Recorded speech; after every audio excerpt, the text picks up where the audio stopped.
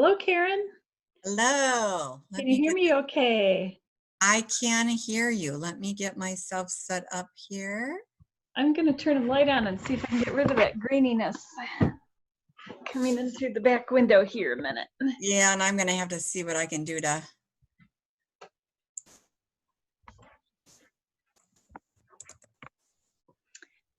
I was outside earlier, but it's raining, so that's not going to work right now. Oh, that's a bummer. Yeah. Okay. Now, is that too much clutter behind my head? It's just fine. Okay, well, and let me turn my computer so I have more light and turn myself so I have more light so I'm not shadowed, because I know I'm really shadowed sometimes. But it doesn't matter when we're on a regular Zoom, but if we're going to record this, it makes a difference. Yeah, I'm recording it now, but I'm thinking of popping out of this one and starting a new one, so that once we're situated, this lead isn't in the front of our computer. But you can clip a YouTube video, right? Mm-hmm. So Oh, I yeah. can clip it out. Oh, Too. yeah. YouTube actually has clipping in it. Yeah, yeah. I think I need to just move to a different spot a minute. Yeah, you're washed out. I'm too washed out, so let me try my Thus, I'm changing my computer up. I don't have a good studio presence here. Yeah, welcome to the rest of the world. We're all doing makeshift. And what's really nice is Rob created a backdrop for me. And unfortunately, on my Zoom program, it cuts half my face off, whether I use theirs or another one. I haven't been able to get those to work. I guess my background's too light, so. Mine literally cuts, it goes like this halfway Yeah. down my face, and it cuts half of it off. So I've not been able to, I don't know why it does it. It did it on all of them, the one he created as well as the other one. So I'm not sure what's happening. All right, this is what you get today. That's all right. But you're recording this, right? I wanted to make sure I look decent if you're recording this. You look wonderful. I was going to say it this morning, but I didn't think you wanted the whole grasp group to hear that comment. Oh, you're kind. Well, you know what? I curled this all night long, and can you see what's left? That's it. It's My hair a does humid not. day. Well, I gave myself a haircut. What do you think? I think you did a good job. Holy cow! I would not have been brave enough. I did it about a month ago, and I was like, all right, they do this and they do that. And, Trying to get things not coming out of my head. It actually turned out a little short, so now I've been just cutting the bottom and letting this grow out. Oh, I don't think it looks bad. Considering you did it, I think it's looked pretty good. Well, thanks. So then I did Scott's hair, and that wasn't too bad. And then I went and did my dad's, and he fell asleep while I was cutting his hair. Oh my goodness! And I wasn't even supposed to be in their unit, and they got tattled on. And so then the front desk called and told me I had to get out. Oh shoot! I got his haircut and finished, so then I left. But I get the senior community is a little more vulnerable, but come on, they need the interaction too. I know it was my dad's birthday, so I was like, how about a birthday haircut? Perfect. He's starting to look like a hippie. Not a good look when you're 87, right? No, no, probably not a good look anytime right now. It's not the look. It's not the in style, but it could be. It could be trending back. So my thought was what we would do is start with our interview where you tell me, like, put a good plug-in for your business. Okay, well, let me just read this really quick to you, and you tell me how we want to tweak it. I don't know if you're introducing me or if I need to introduce myself. I'm Karen with Charismatic, or you'll introduce me. I don't know how you plan to do that, but I'll probably let you introduce yourself. Okay. And then it's in your own words, like if I ask you questions. And okay, and we can change any of this up, but basically it says, I am Karen Horgan, the owner of Charismatic. Kathy, several times I've heard you say that many people just close their small businesses, not realizing that they may have an opportunity to sell it. So my question is, as a sole entrepreneur, can I sell my business? If I'm writing all my material for my consulting and my courses, and my favorite part is actually working directly with my clients, helping them think like helping them think like a client instead of a business owner when it comes to creating content for their posts, their videos, things they're putting out online to make sure they're engaging with their clients. Basically, can I sell my business that has intangible assets and intellectual properties? That's great. I'm ready to roll when you are. So other than trying not to read it in a flyaway here, trying not to read it and remember it, because I should have practiced more, but I had another phone call between the first one this morning. That was my thoughts. It talks a little bit about what I do, but it talks about you and what you've shared in many different networkings that many small businesses. So I tried to plug you and me. Yeah, let's plug each other. Let's do it. So am I just introducing myself then with this video? Well, I'll start talking, and then when I head over, I better get my head your size. I'm trying to not have things come out of the top of my head. I look like I have a fake background. See that little shadow right there? But it's actually a real background. So well, at one point I had this bird coming out of the top of my head. See the bird sitting on my head? I've got a fan coming out like a beanie. Yeah. So you got to just make sure that what's coming out of the top of your head. I've learned that in photography. So I have my little notes here. Perfect. Kind of down under the camera. So if you're ready, I'm ready. Mine are right here. So do you want me to just start talking? What's your... I'll start and then I'll introduce you. Okay, ready? Here we go. We're ready. Let's go. Good morning. My name is Kathy DeVries. I am with Thrive Acquisition. I'm affiliated with Keller Williams Realty out of the Grand Rapids, Michigan office. Today I have with me Karen. Karen is a small business owner, and she gave me an opportunity today to interview her and see what questions she had about selling a business. Karen, good morning. Why don't you introduce yourself and your company? Good morning, Kathy. I am Karen Horgan, and I am the owner of Charismatic. Kathy, several times I have heard you say when you're speaking that many small businesses, they just closed their doors and they had no idea that they could actually sell their business. So as you had asked us to ask questions, my question for you is, I am a solo entrepreneur. And as a solo entrepreneur, I am writing all of my content for my courses, for my consulting. And one of the actual favorite things to do is work directly with my clients, helping them think like a client, think like their clients instead of a business owner when it comes to creating their content, their videos, all of their marketing online. So basically what I'm asking is, can I sell a business that is basically intangible assets and intellectual properties? Karen, that's a great question. And you know, a lot of small businesses are just like yours. They're founded, they've been a startup, but they're through that stage and now they're a going concern, what we call it. And their value is basically your reputation. Your reputation is your business. Yes. And so if your reputation is that you are able to help people build value for themselves, then that reputation is an intangible asset that, yes, you can sell. But there are things that you can do between now and whenever it is that you would like to sell your business to make yourself even more saleable. And by yourself, of course, I don't mean you, I mean your business and your brand. So let's talk a little bit about what that would look like in the future if, let's say, 5 years from now. So between then and now, the first thing that you'd want to do is to continue to build value. And you do that, of course, by serving clients. So you're already a brand expert and you're getting out there and you're meeting with people. A lot of that value that you are creating for others, you are also creating for yourself in terms of sales and revenue for your own business. And what you want to do is document some of the things that you are doing for other people. And your secret sauce is what you do and how you do it. And so to document those things, later you'll be able to convey to somebody that's interested in buying your business, here's how I do things, here's how I found success. And so for someone else, rather than starting up, they would rather buy it because they'd have instant cash flow, as opposed to having to go through all the trial and error and all that learning that you did your early years in business. That's a great tip. Thank you.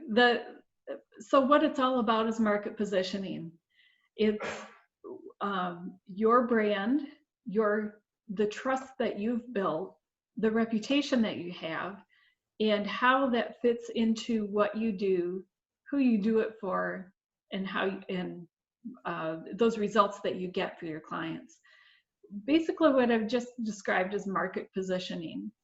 Who else does exactly what you do in the exact way that you do it? Probably no one.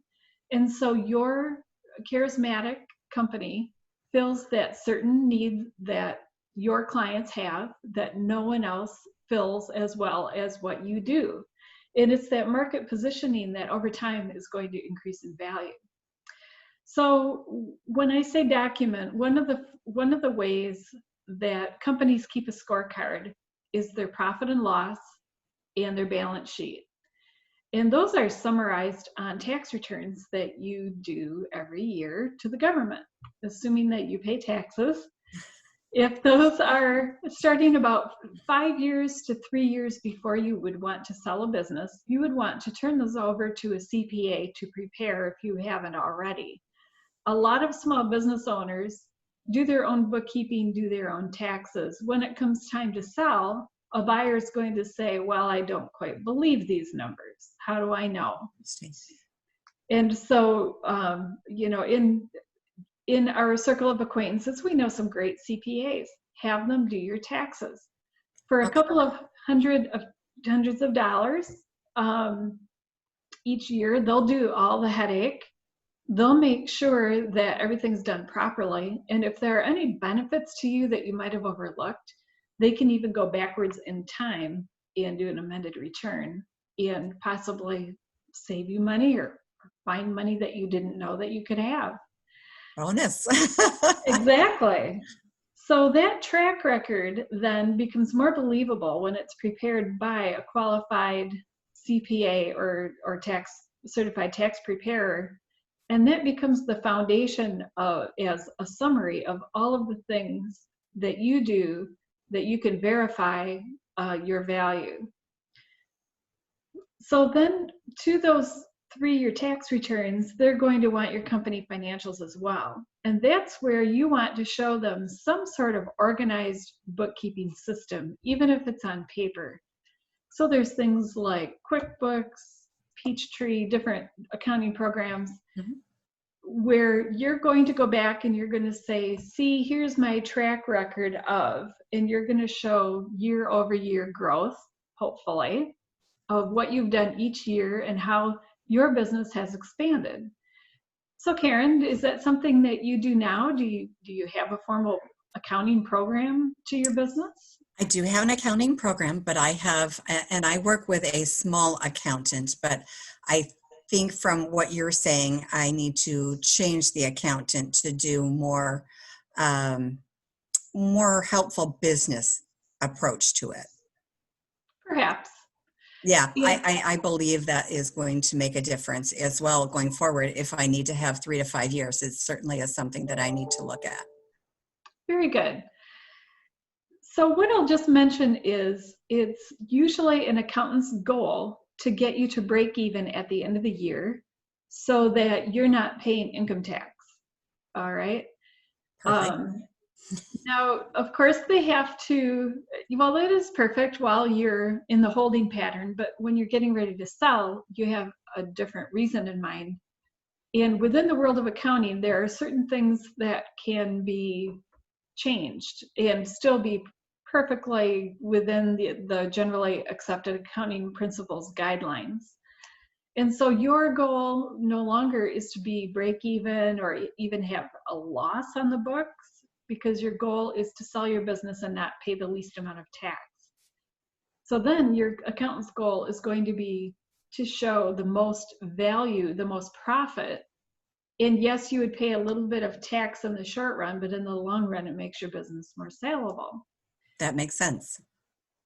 So those profits are what are going to assure a buyer that they're making a good investment in buying your business. So once you think you're close, so you're about ready to sell, what we would do is we would sit down and I would perform a business valuation for you, and that's how you know if you've arrived. And so with the business valuation, I start with 3 years of business history, most notably your tax returns. And I take a look at those and I say, all right, what trends do I see? Are your revenues growing? Do you have a healthy profit margin? Is your gross profit a healthy profit for businesses like yours, and so forth? And then I would take your 3 years of tax returns, lay them out, and then I would take comps of businesses like yours, and I would say, well, a business like yours has sold for how much out on the open market. And so what we usually see is that service businesses, if I could call yours a service business. Absolutely. Service businesses usually have a profit margin of, and I would go to the industry and check that out. And that profit margin is probably 30 to 50% profit. And I would say, does your profit margin look like that in your company? Because that's how they look in other companies. A typical profit margin is 30 to 50%. How about yours? And so I would compare your company to those comps. And then I would go to say, okay, so a company about your size and revenue sells for about this much in the open market, and I would find a comparable for you. And then I would probably find not one comparable, but probably several. And I would be able to find this trend line that demonstrates where your business would likely fall in comparison to its peers on the open market. Once we got really interesting. Once we got that range of value from low to high, and I found what I would think to be the most probable selling price, then you have time. You have time to say, yes, I'm happy with that. Let's put your business up for sale, or let's prepare marketing material to sell the business. Or you could say, no, I want to go back, and for the next 2 years, I want to get that trend line up higher so that I can sell my business for more. So what I've just suggested is, say, 3 years, 2 to 3 years before you're ready to sell, to have that reaction time available to you should you need it. So then once we would put it up for sale, a buyer would take a look at your opportunity and they would say, how did you arrive at this asking price? If we demonstrate an asking price, because sometimes we don't put a price on things and we let the market decide what your business is worth. Interesting. And if they meet our price expectations, then we have this conversation about what is included in the sale. And they're going to say, now, why would I pay X amount of dollars for Charismatic when there are no tangible assets? And then what we would say is, what you're buying is the cash flow of the business. So Karen would train you in the positioning that Charismatic has had in the past, all those trade secrets that you have about serving clients, all the documentation you've kept about your practices and procedures. And what you would be selling is what we call the goodwill of the business itself. So goodwill can include things like your logo, your website, your Facebook page, your LinkedIn page, any other number of items that roll into that. It can include your reputation, and basically off of the set of assets and expenses that you have, the goodwill would just include all those intangible assets that you may have. So it could include copyrighted material that you put together for trainings.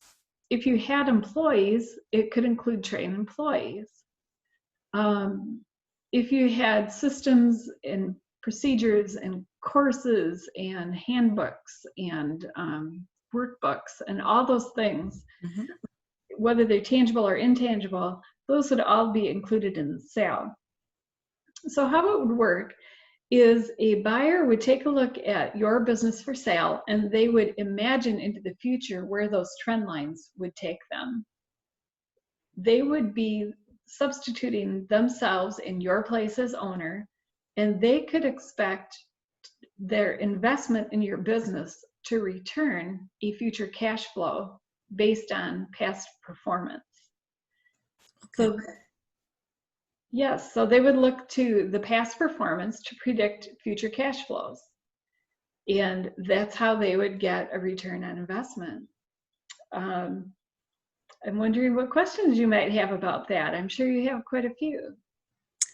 You've actually given me a lot to think about, things that I had not considered, things that are just, I do automatically here in the business that I have not written down the procedures for. That just come naturally and I automatically do them. So that was something that I had not considered and is going to now be part of my normal daily routine. Though I have no intentions of selling it today, it is all these little pieces and parts that I just do automatically that over time I'm going to have to start writing down. You know, when I meet a customer, this is the first thing I do, or this is the next steps that I do. I just automatically do them. So that's a great tip for me. I really appreciate that. So a lot of single owners like yourself, and by that I mean you're the sole decision maker for your business, right? Yes. A really, really strong way to transition is to take on a junior partner, train them up. Even if they don't want to own the business themselves, they would be a key employee when the business would transition, and the buyer of that business then would have that key employee to turn to. And That's a great tip. Yeah, that's a really great tip. what a key employee is able to do is they are able to more than double your capacity as well to get that trend line just shooting skyward. So right now you split your time between lead generation and service offering. Yes. And with a trained employee, a key employee, whether that person is a salesperson taking away your time to having to lead generate, or whether it's a service delivery person where you lead generate, depends if you're better at sales or you know what have you. Mm-hmm. It's actually better to onboard a salesperson because the buyer of the business may not know how to connect with your target clientele. And so if you are the seller and you are the key salesperson, it can make a buyer very nervous that that's the part of the business that's going away. Interesting. So even if you invest in outside sales as an independent contractor, somebody that's an appointment setter or a lead generator or a business development person, if you will, that's a great first position for you to branch out your company, make it basically twice as big, and get that capacity growing so that you can spend your time making money. That's interesting. I wouldn't have considered that as the first person, but the way you say that, it makes a lot of sense. Yes, and once you have that excess capacity to fill, you know, with actually delivering paid services, billable hours, if you will, then the next hire after that could be something like an admin person that takes out those times that you have to spend, say, billing or chasing emails around or what have you. Things that are little office tasks. That's a great second position to fill. That would have been my first position thinking through. So I'm really glad that you shared that with me about the salesperson because I had not considered that. So that's a really good point. So with those two positions filled, a buyer can feel more competent in that role of business owner, saying, okay, so here's where I'm going to bring the business next to continue that path of growth. It's also possible that a buyer would see your business as what we call a bolt-on to their platform. And a bolt-on business is a complementary business where both your business and the starter business complement each other so that both grow. And instead of just being like, if you're X in sales and they're, Y in sales, usually the buyer of your company is going to be bigger than your business so that they can afford to buy you. Mhm. Okay, and so they'll have some resources to invest in your business to grow it. What you have to have is a business that's scalable. And a way that a business becomes scalable is you have the right makings for someone with capital to come in and replicate what you do in other places. I hadn't considered that. I like that idea. That's very interesting. So you're Because going to they're come up with this, yes, you come up with a secret sauce, and then you come up with, that approach that is scalable. Somebody with money comes in, picks up your business, buys your business, invests in your business, and they have the return on investment because you've laid the groundwork for it to be a valuable company, not only for yourself, but also for the next owner. interesting. Things that I had not considered. I love this. You've given me so much to think about. So yes, as you continue to own your business and develop it, you kind of create the foundation for that eventuality so that your business is a great return for you at the time that you sell, and for the next business owner to onboard and then scale. And you can scale it too while you own it. Just depends how long you want to hang on, as business owner. And if you have, say, 10 years left, there's plenty of time for you to do the scaling. Yeah. I'm sure. Well, I'm hoping I do. Let's see where this economy goes. It's a Yep. wild world right now. And what's interesting is in down economies, it might actually be a good time for you to invest in another business. That your business, Charismatic, is the core business, and you take on a bolt-on company. Interesting. And that's a great way to make I like that. both businesses scalable. And so if you come across something, if you're looking and you come across something and you say, you know what, that would be the perfect combination, my business and that business together would the sum would equal more than the parts. That's a great way to get there quickly. And the cash flow of the target business that you acquire could feed both that business and your own as you start to scale. Very interesting. So a bigger pie, if you will, can happen through your business growing alone, or it can happen through, the pie acquiring another business and the whole pie just mushrooming out like this to become a little bit larger. So to some, what a buyer is looking for is they're looking for a well-positioned business with a reliable trend and the right kind of ratios that make that business attractive to them at the time that they're looking to buy. So as you grow into that description, what Thrive Acquisition has to offer is some management consulting to help you with those areas that may not come naturally to you.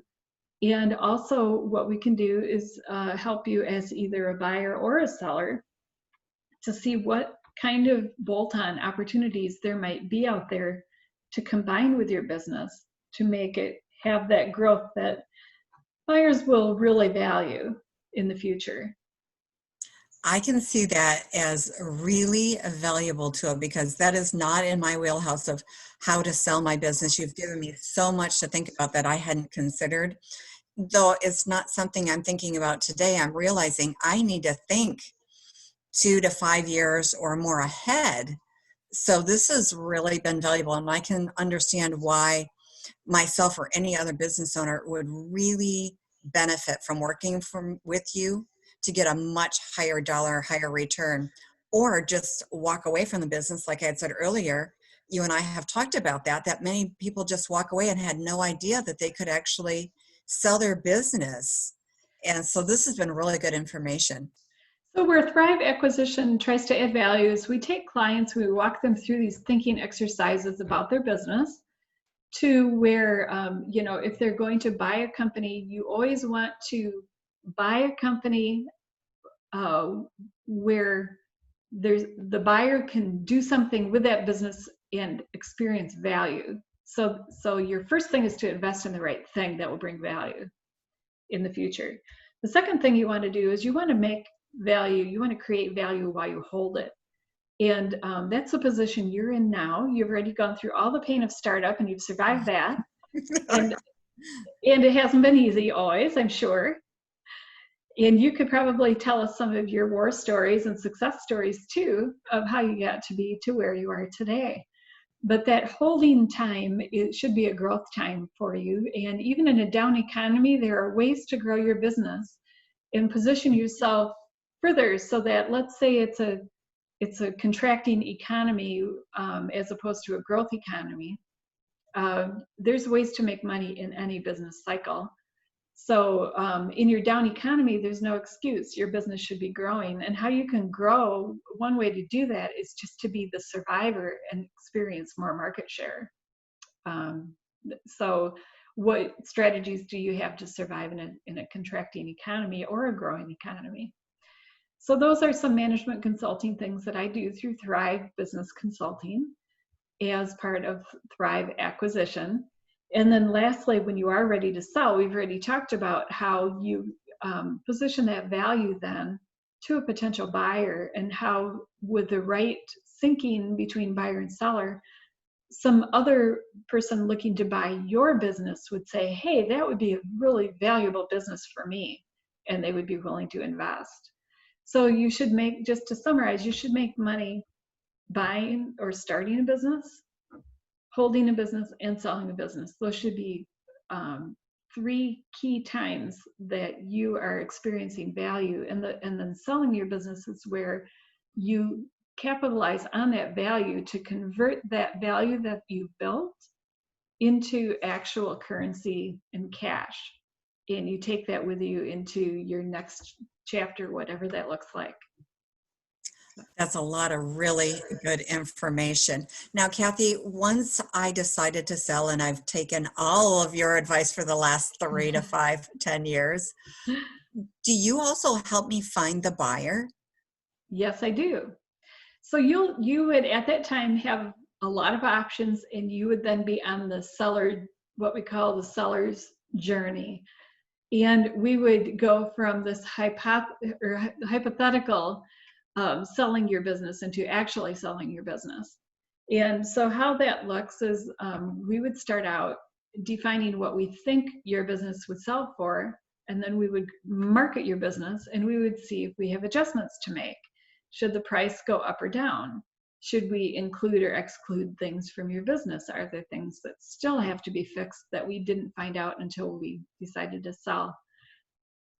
So for businesses that meet all those, that ratio analysis that I talked about earlier, quite often we don't list a price on those. They go for market pricing, and we see what the market wants to pay for that business. And that your business can be marketed confidentially or openly. Okay. And so if you wanted to market it openly, we could do that. Typically, the best price comes from a confidential listing. Okay. And for that, we sometimes do put it on the market, but my name is there instead of yours, and people have to get through me basically in order so that I can screen them and vet them, make sure they have funds available, make sure they have an interest in what it is that's for sale.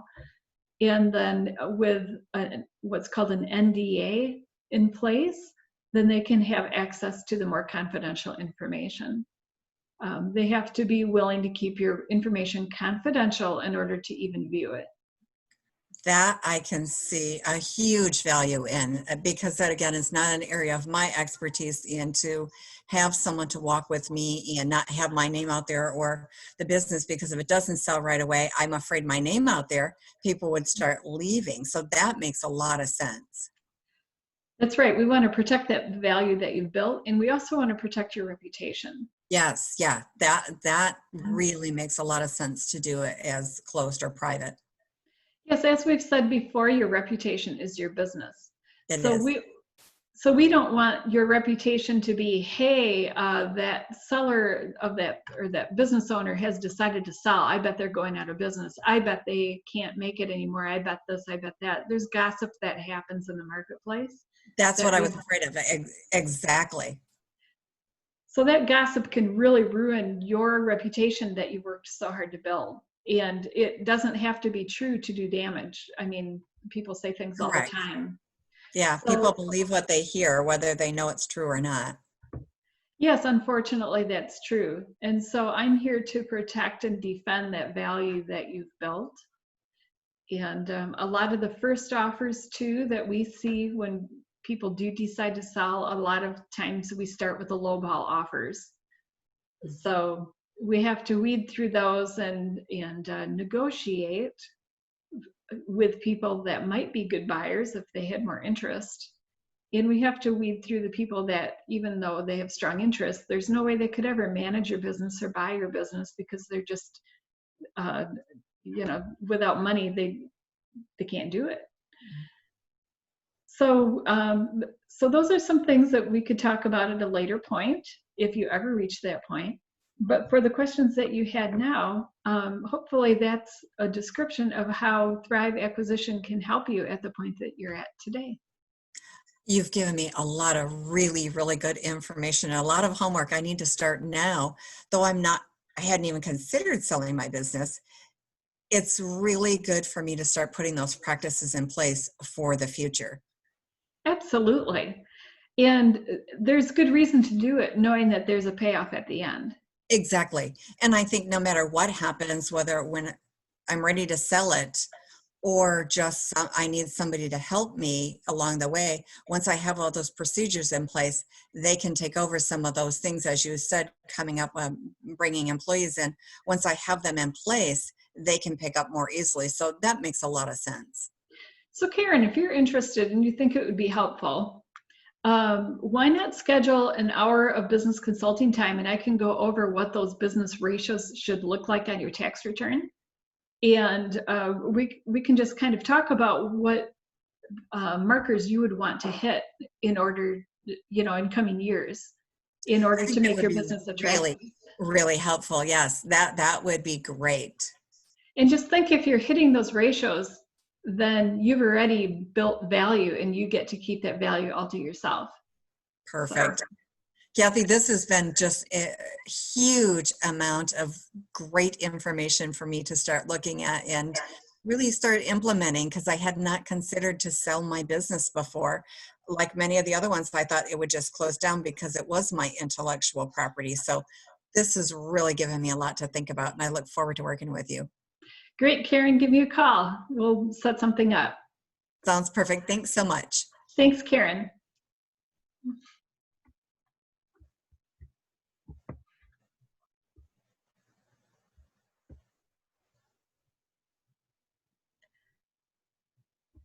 Shall I call you? Are you stopped? Did you stop I recording? stopped. I stopped recording. Oh, mine still says